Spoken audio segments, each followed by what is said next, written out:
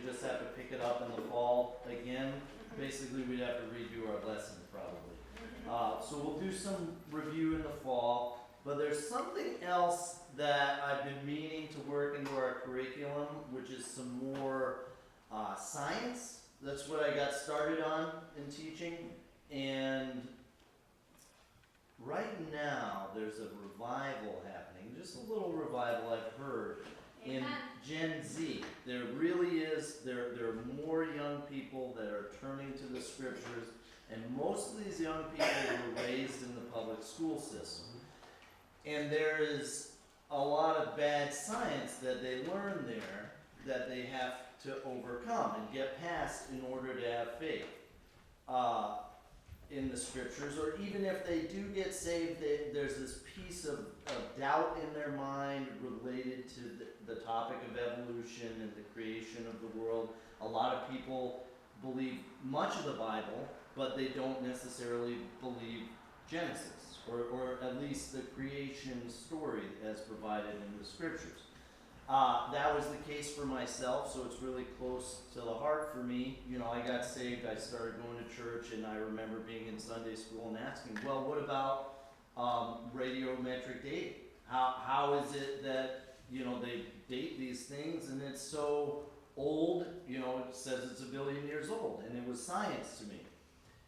But there's a lot of holes in that science that they don't learn in school. And if you only hear, you know, you have to read Darwin as your curriculum, and you hear these stories that sound real, and you see pieces. The biggest thing they do is they talk about natural selection as though it's the same thing as evolution. And you can see natural selection. If you're, you know, a more suitable creature, it will be more prolific, it will reproduce more. And if you're a weaker creature, it's not going to produce. And you see in, you know, genetic engineering done in our foods and in our, you know, breeding animals. You see these little dogs, they're this big, you know, and you go, well, that's evolution. We modified it. It's not evolution. It's deliberately done by people, and it's not extra species. You can't breed a dog in such a way that it creates a cat. And it's hard to explain.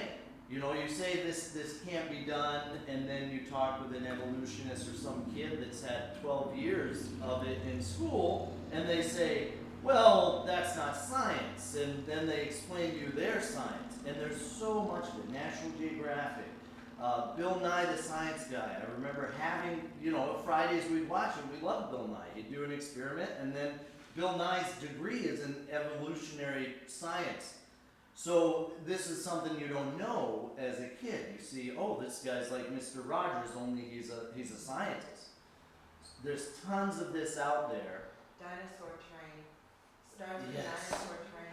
Dinosaur Train. My kids watch this a little bit, and we had to turn it off. And there's so much of that. And they sneak it in little ways, billions of years. Science fiction, I love science fiction, but that's all, you know, based on evolution.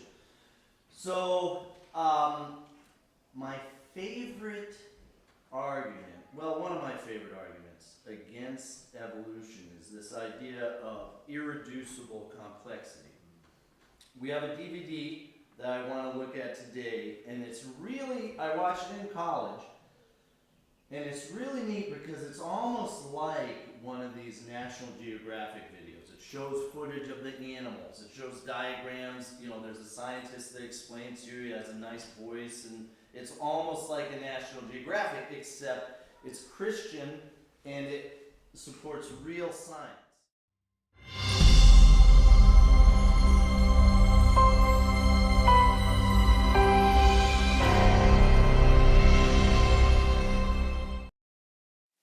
Have you ever looked at the beauty and intricacies of an animal, bird, or fish, and asked yourself, could this really have been created through a process of evolution?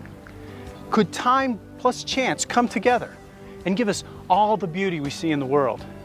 Hi, I'm David Hames, and in the next few minutes, we're going to take a close look at some animals that are going to shatter that very idea.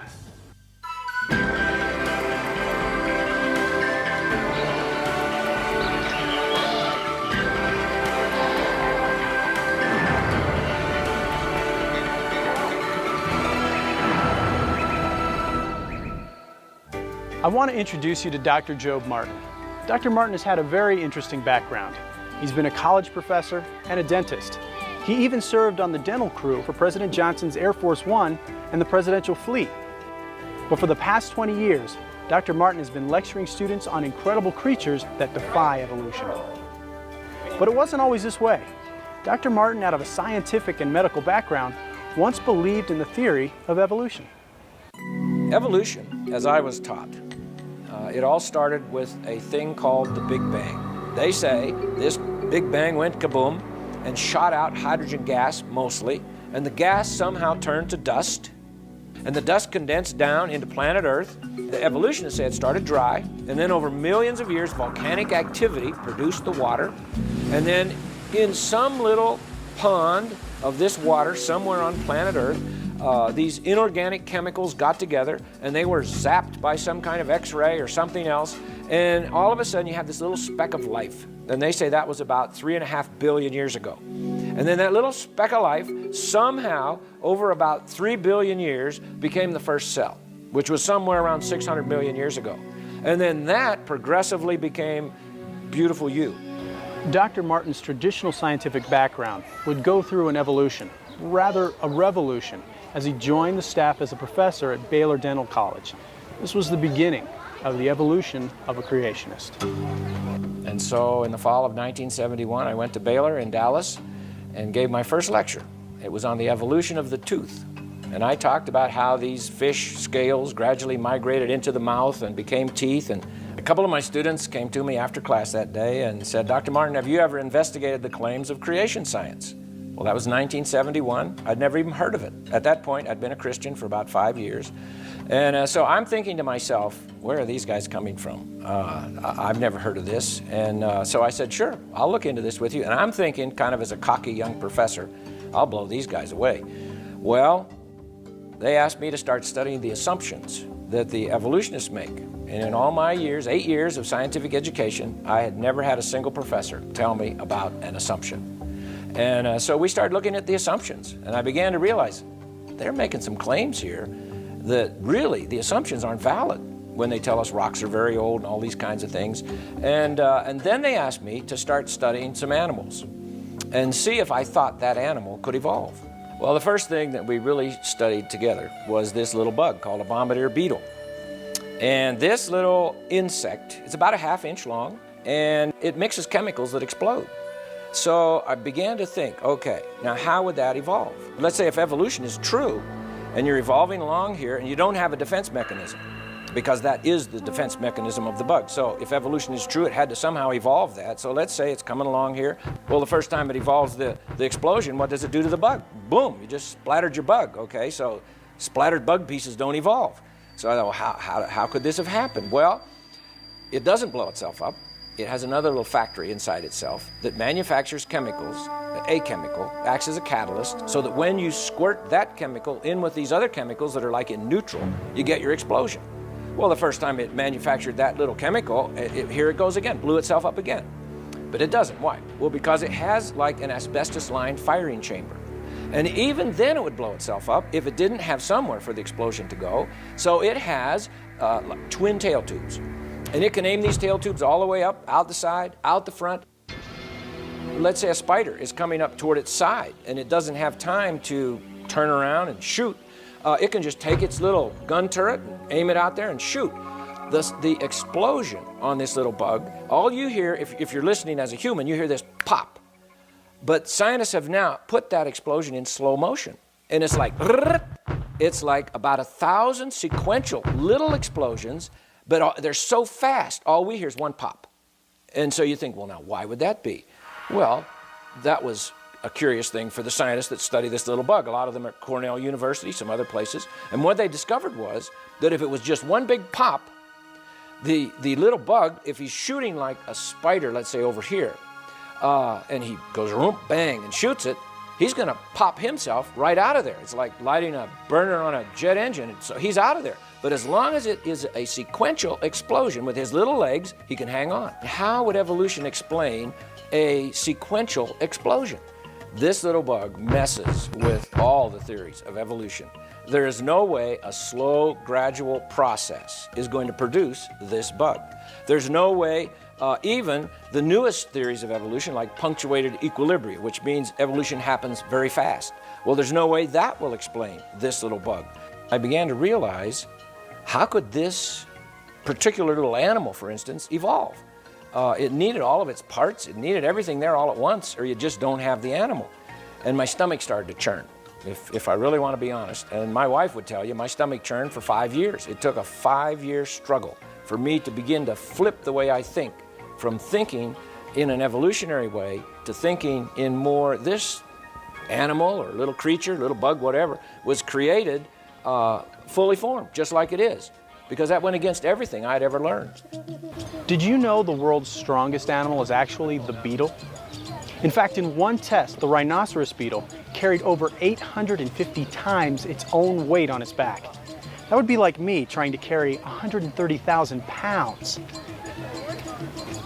I don't think so.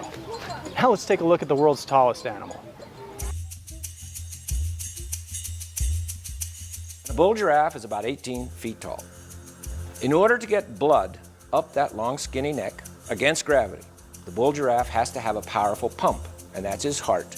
And the heart of a bull giraffe can be as much as 2.5 feet long. Big, powerful pump. Now, as he's going along here, living his life, everything's just fine, but all of a sudden, this 18-foot-tall creature decides, I need a drink of water. So he bends his head down to get a drink of water. Now we have a problem. Because now this powerful pump, instead of pumping against gravity, is pumping with gravity.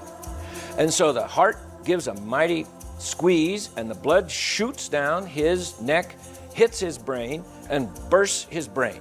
And so now he just blew his brains out, okay? So he's dying, and he must be thinking to himself, I need to evolve something here to take care of my problem. When I get a drink of water, I blow my brains out. Of course, we know dead creatures don't evolve, but he doesn't blow his brains out because as he bends his head down, there are like little spigots in his artery that goes up the neck, little valves, and they close.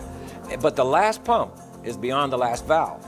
And so it's enough to burst the little arterioles in his brain, but it doesn't go into his brain. The last pump kind of goes whoop underneath the brain into like a sponge.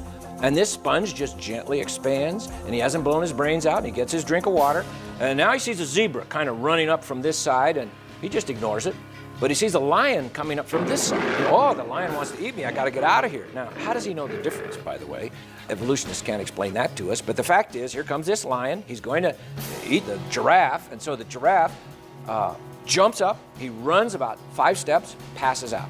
Not enough oxygen to his brain. While he's there, passed out, the lion is eating him. He must be thinking, I need to evolve something here. I got this problem, I pass out when I get up too fast. But he doesn't, of course. Well, why? Well, because God made him so that when he begins to bring his head up, the little spigots, the little valves in the artery opened, the sponge under the brain gently squeezes that last little pump of oxygenated blood up into his brain.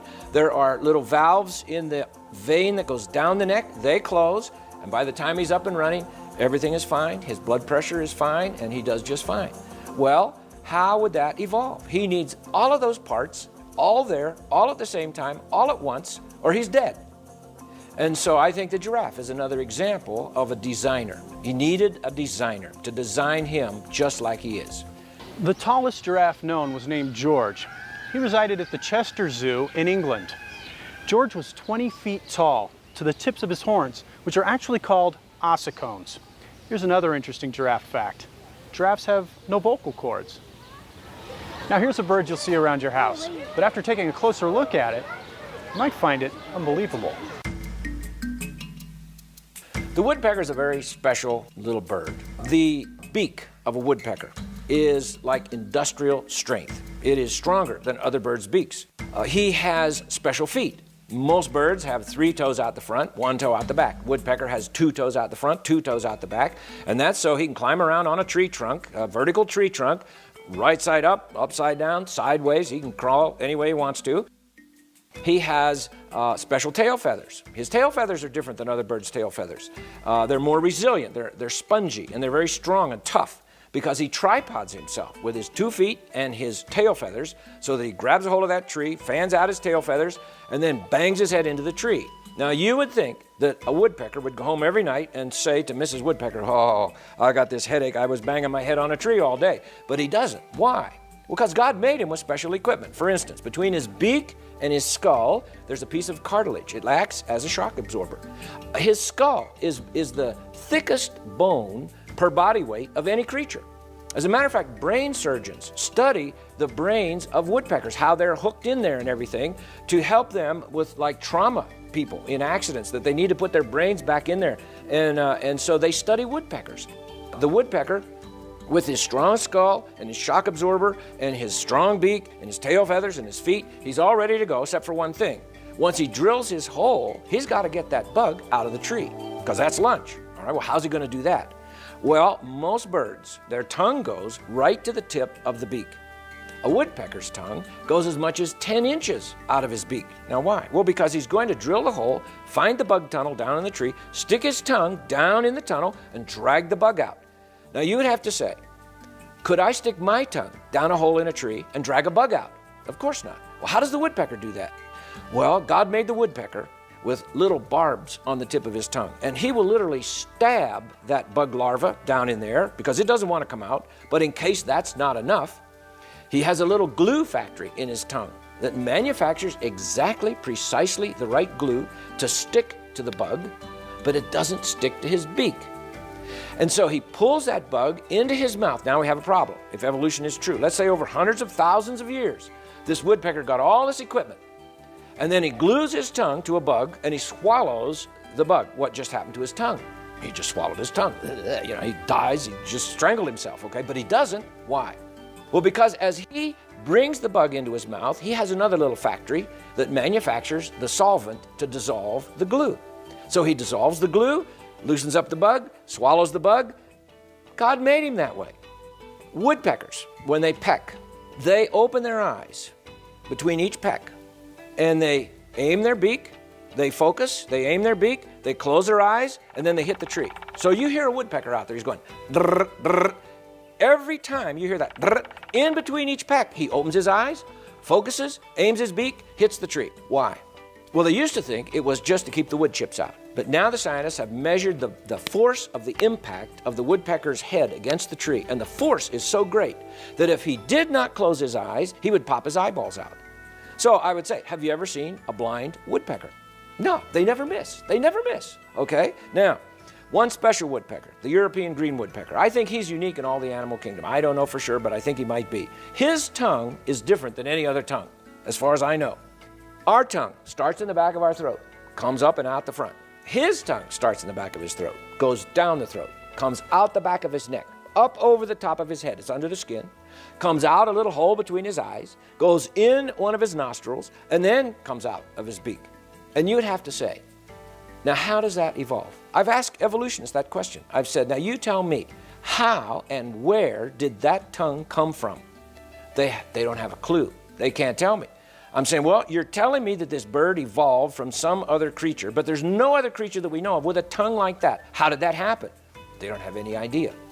So what could I say as a creationist? I would say God made that little woodpecker, and I think he made that woodpecker to challenge the evolutionary community, because as they study that little bird, they know there is no way this little thing could evolve. But it goes right back to that Romans 1 passage, that as men study the creation, it says they study what God has made. Because they are unrighteous, they will suppress evidence. They will hold back evidence.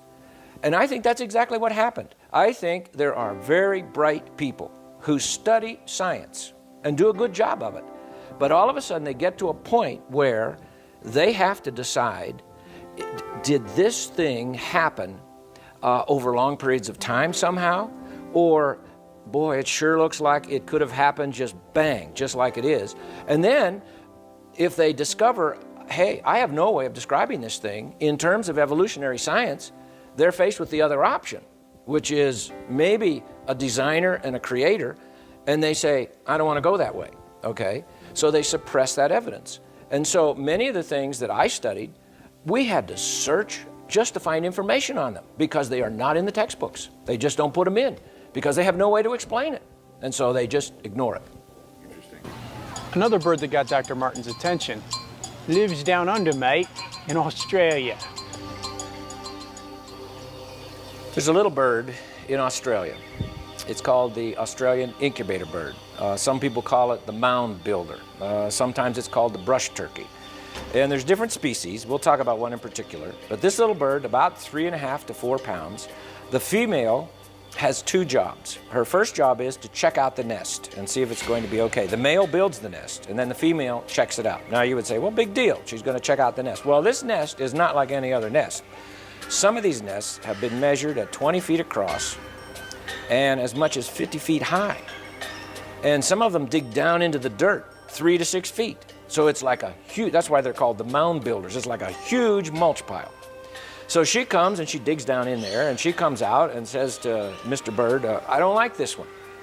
And so he says, okay, hang on for a couple months, I'll build you another one. Okay, so he builds her another one. Let's say she likes this one. Now she goes to job number 2, and that is she lays eggs. Now she lays 1 egg every 3 days for 7 months. And it's a little 3.5 to 4 pound bird, and the eggs are almost a ½ pound each. They're almost as big as an ostrich egg. Impossible, impossible. She's dead. I mean, you can't do that, okay? But she does. Now, this one species, the female makes a very thick shell on the eggs, and it has pores.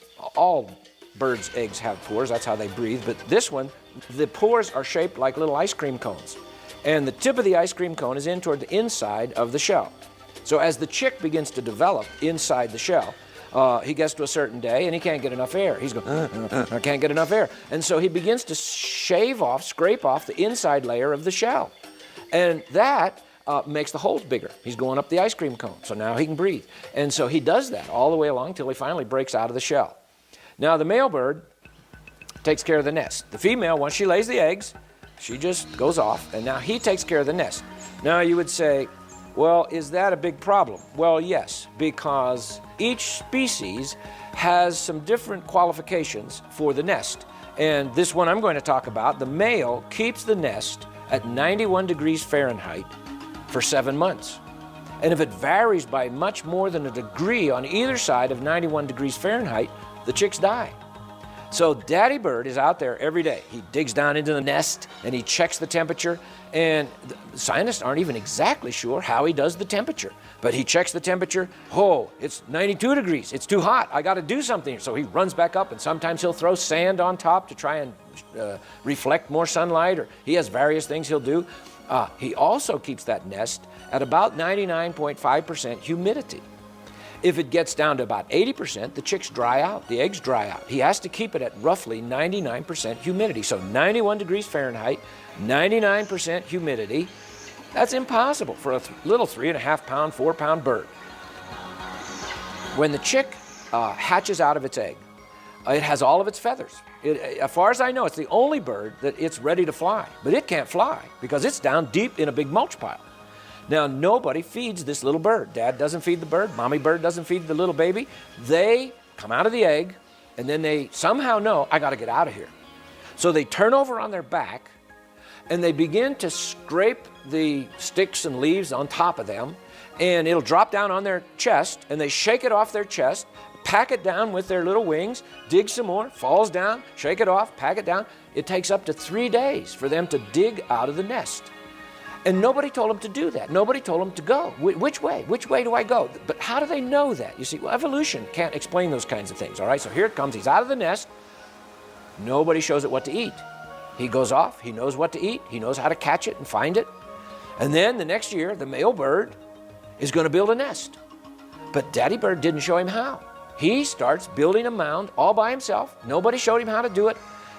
It's a miracle. It's just a miracle. And so you look at even something like a little Australian incubator bird and you say, how could that evolve? If this story of evolution is true, how could that happen? I say, only God can do that. Here's something most of us pull out of the icebox every morning. If you take an egg and you put it in warm water, you will see bubbles coming out. Now, why do you see those bubbles? Well, because there's little holes all through the egg shell. About 10,000 actually in a chicken shell. Those holes are there so that the chick can breathe, because that's where he gets his air, through those holes, so they can get the waste out of the shell, because the chick, as he develops, is going to eat the yolk, and the yolk, as he burns it up, there's waste products, there's water and different things given off, and he has to be able to get the waste out of the shell, or for instance, just the amount of water that's given off, he would drown right there in the shell. How do you explain all the intricate mechanisms and the perfect timing that it takes for an egg to develop, making this whole thing happen? Because every step of the way, the chick would be dead. Everything has to be done on a particular day and in a particular order, and the timing has to be exactly right, or you have a dead chick. If you have ever boiled an egg or eaten a hard-boiled egg, you'll notice when you peel the egg, there's like that little membrane in there, and that membrane has to be there. And we'll talk about that in just a minute. But on one end of the egg, it's flat. And it looks like the chicken didn't quite fill the egg. Well, that's a special place. That's called the air sac. And so now we take all these parts and we put them together and we have this little fertilized egg, and now this little chick is developing. By the 5th day, its little heart is pumping. Blood vessels have grown out of the chick. 2 of them go up, hook into the membrane. And those are the ones that it's going to breathe through. It'll get its air through that. The air comes through the pores or the holes in the shell up to the membrane, and then the membrane transfers the oxygen to the artery, the vein that goes into the chick. And then the other vessel that hooks into that gets rid of the waste. And so there's a process there of things coming in and things going out of the shell. 2 more blood vessels hook into the yolk, and that's the way the chick eats. And as he lives in this shell, he begins to get to where he's too big and he can't get enough air, and it's now the 19th day. Now, during this time, he has grown a little tooth on top of his beak. It's called the egg tooth. Now, most of us grow our teeth inside our mouth, not on our beak, but the little chick has this little egg tooth. And on the 19th day, he takes that and he pokes a little hole into that flat end of the egg where the air is. That's called the air sac. And now he has 6 hours to breathe. Now, if we're swimming and we're on the bottom of the swimming pool and we've run out of air and we get up to the top and I just made it. We usually just sit there and lean there and get some good air and breathe a while. Well, not the chick, because if he got into that air sac, I mean, he's going, I can't get enough air, and he pecks into that on the 19th day, not one day sooner or one day later or it's dead. It's the 19th day, goes into that sac. Now he's got 6 hours. Now, is he going to just sit there and breathe that air, or is he going to say, I need to do something else with this air, which is what he says. I've got to get a little hole and use this 6 hours of air. I got 6 hours to peck a little hole through the shell. And now he breathes from the 19th to the 21st day through this little hole in the shell. On the 21st day, that's the day he breaks out of the shell. Now, in the meantime, the systems that hook into the membrane and the systems that hook into the yolk, all of those little vessels, they begin to disattach or detach themselves. And when he comes out of the shell, sometimes he might have a blood vessel hanging on him somewhere or something like that. But the fact is, these things, it's like he's dropped his spacesuit off and he is ready to go. And so he comes out of that shell on the 21st day, but every single step along the way had to have perfect timing. It had to be done exactly right. And when he comes out, he's a discrete entity. There's no mistake. This is a chick. All we see in all of nature, in the fossil record and in living creatures, is just discrete, identifiable. We can label them. That's a cow. That's a chicken. And so I think that's more evidence that God made everything, including little chicks, just exactly like they are. Wow. Breakfast is not going to look the same. Did you know in an official test at the University of Missouri, chicken number 2988 laid 371 of these things in just a year? That's a lot of eggs.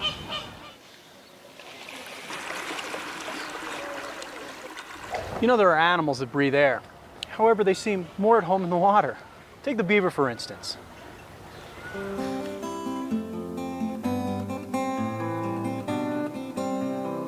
The beaver is amazing because it's an engineer.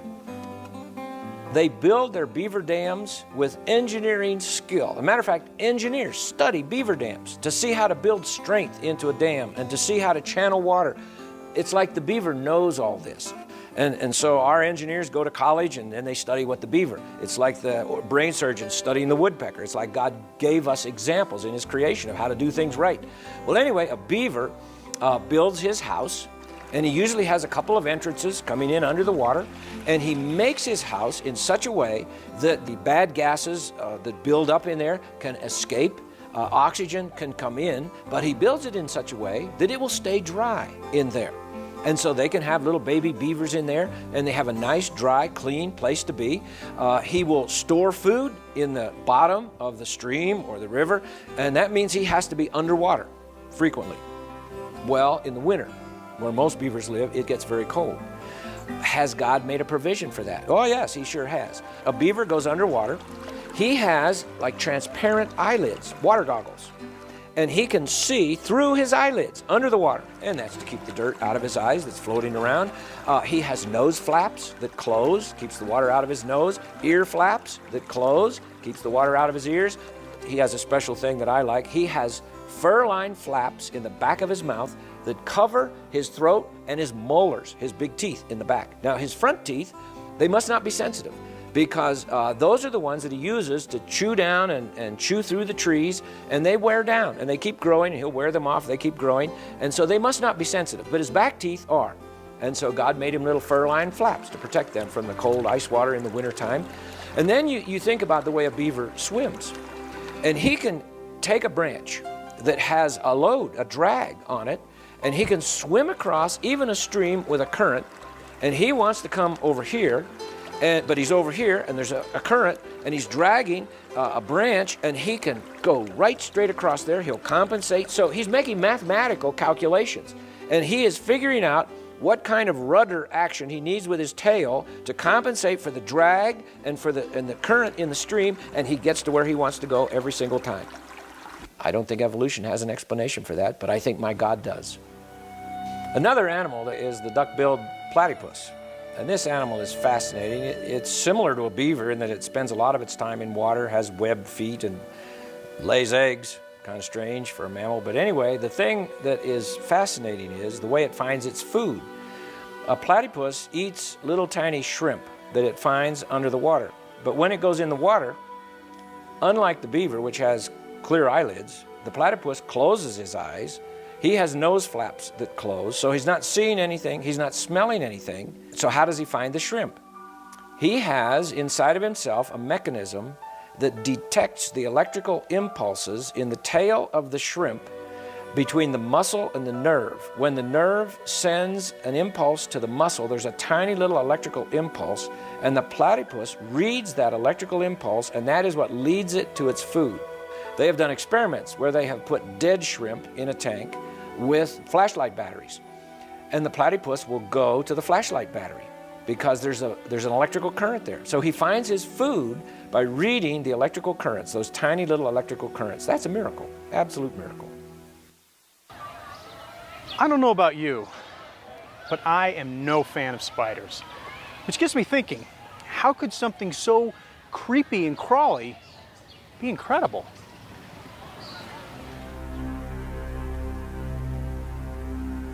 There's a spider that we have down in Texas, and it's other places around the United States, called the black and yellow garden spider. Some people call it the zipper spider because in the middle of its web, it always makes a little characteristic mark. It's like a little zipper of floss that it makes. And this spider is just amazing. We raised some of these spiders. We don't raise them, they just grow there at our house. And so we watch them and we feed them things like grasshoppers and crickets. And they have 7 different kinds of webbing that they make. They make a certain kind of webbing that is not sticky. And that is what they will run out on their web to catch a little bug.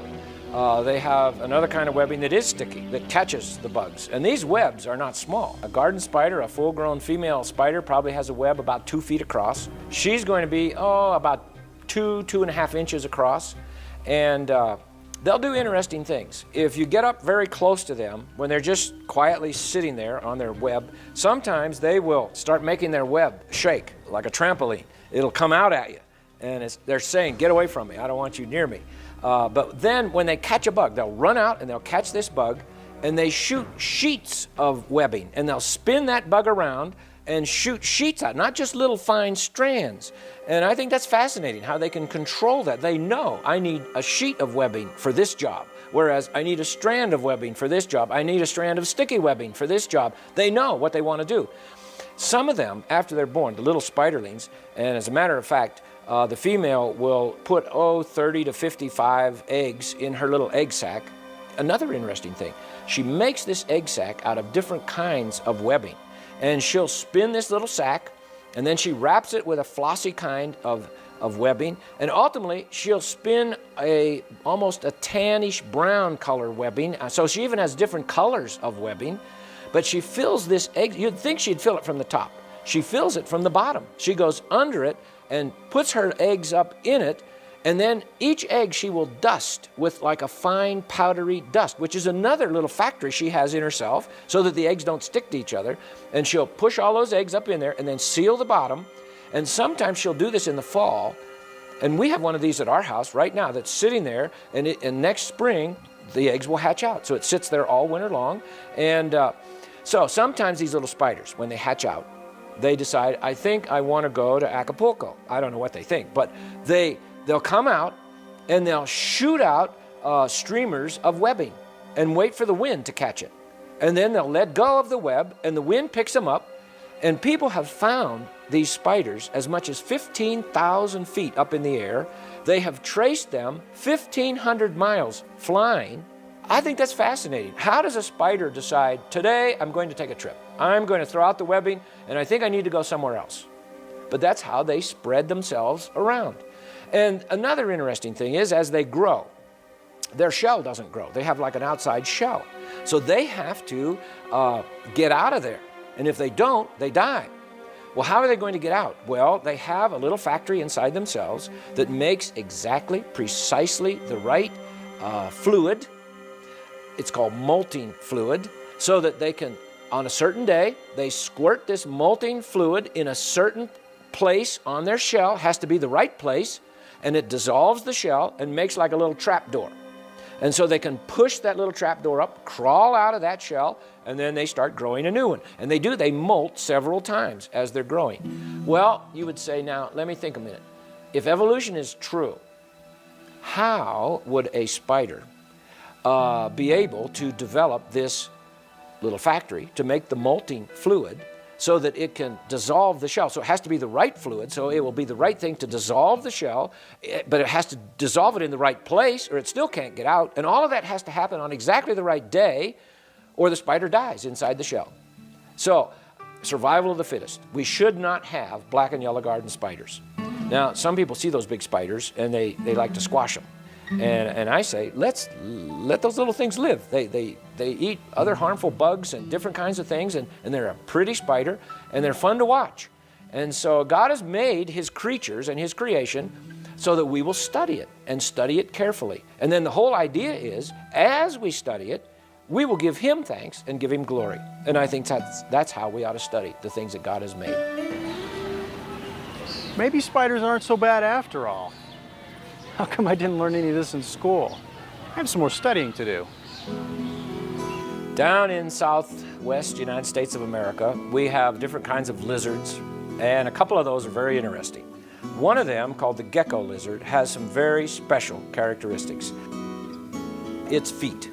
Now, if you have a little pet gecko lizard, and they're friendly little things, you can watch that. It'll run right across your ceiling. You could have a ceiling made of glass, and it'll just run right across the ceiling. It doesn't fall off. Gravity does not pull it off. And so the scientists, for many years, they just didn't know what makes that lizard be able to stick like it does. So they took its feet, which are a special kind of feet, and they magnified the feet. And they discovered on these feet, there are like little hairs, little tufts of hairs. And so they thought, well, that's not enough. And that was with 2,000 magnifications. And they said, well, that's not enough. There's something else here. So they put it under phase electron microscope, these little hairs, and they kept magnifying them and magnifying them. They got up to 35,000 magnifications, and all of a sudden, there was the answer. All over these little hairs are tiny little suction cups. But you have to magnify them 35,000 times just to see the suction cup. Now, these suction cups are so powerful that if the foot was not made in a special way, when that gecko, let's say, put his foot up against the ceiling, it would just suck it right up against there, and he's stuck. He's not moving. So his foot had to be made in such a way that he can use other parts of his foot to pop loose those suction cups. So what he'll do is, and if you look at the foot of a gecko, it looks different than a normal lizard. Most lizards have kind of finger-like with big nails on them, and the gecko, though, has like these little rounded pads on its foot, and it can take those feet, and they're almost kind of rounded on the bottom, so that it can, for instance, use the suction cups in the front to pop up the ones in the back, or it can use them on the side to pop up the other side. And so it just does it naturally, but that's what's going on. How would a lizard evolve little 35,000 times it takes to see them, magnifications? How would it evolve that? And why would it evolve that? And why would it have the right kind of a foot that has to be there if it's going to have those suction cups? All of that had to be there all at once. And then we have this other lizard. He's called the Chuckawalla lizard. And he has really three different distinctives that make him special. One of them is he has almost like a blanket across his back of skin. And this skin changes color.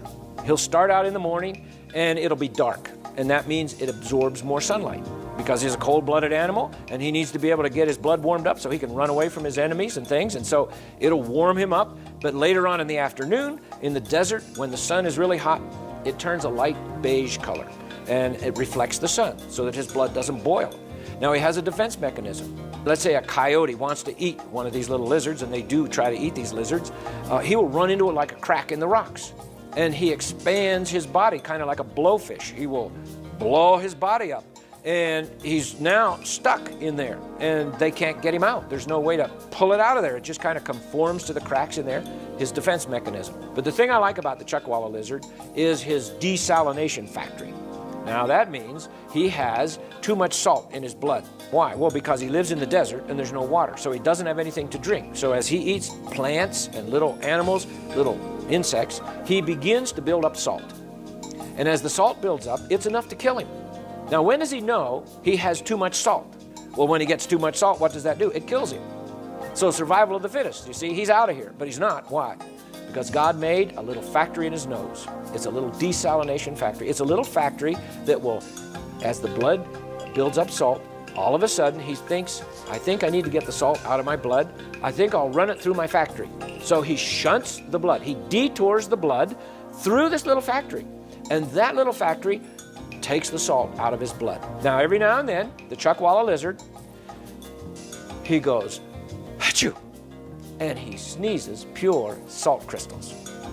Now, I think you could take a Chuckawalla lizard, put him on your dining room table, and say, okay, Chuck, we need a little salt here. And there you go. We've got pure salt from a lizard's sneezes. I think that's incredible. He is another one of the incredible creatures that our Lord has made. What's the most complex creature? Has to be you and me. But how did we get here? Are we distant cousins to the apes? Or were we designed by a creator? And if so, is the Bible's account of creation actually possible? If we look at the Genesis account of God's creation of man, he says he made man fully mature. Adam, when we first meet him, full-grown man, only 1 minute old. It says he took a rib and made Eve. Now, some Christian people say, I can have evolution, I can have the Bible. Well, now we have a problem. Are there any evolutionists that teach that women evolved from ribs? Well, of course not.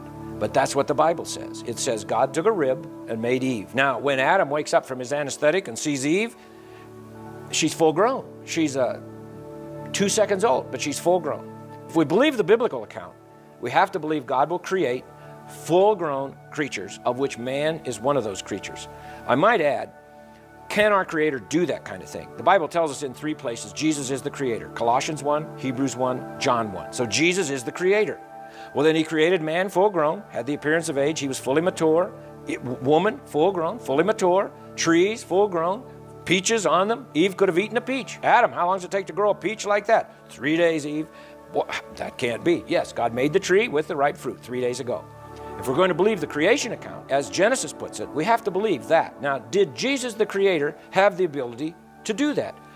Well, what are his miracles? His first miracle, John 2, turns water into wine. He used 6 water pots, it says in John chapter 2, and when the head waiter tasted that water, he said, well, this is the best wine. Well, how do you make good wine? Well, you have to age it. Well, how old is it? 1 minute old. How many water pots? 6. How many days in the creation week? 6. Creation with the appearance of age in Genesis 1. Creation of wine with the appearance of age in John chapter 2. I don't think that's an accident. Now, how did he make man? Well, let's just think about our ear. First of all, you look at a human ear and you think, that's a strange thing. I mean, we have these things that are here, and then you look at the animals, and they all have ears, and yet not all animals do. Many animals hear without ears, but we have ears. Now, the human eardrum is just a marvel. It moves such a small amount that you really can't measure it.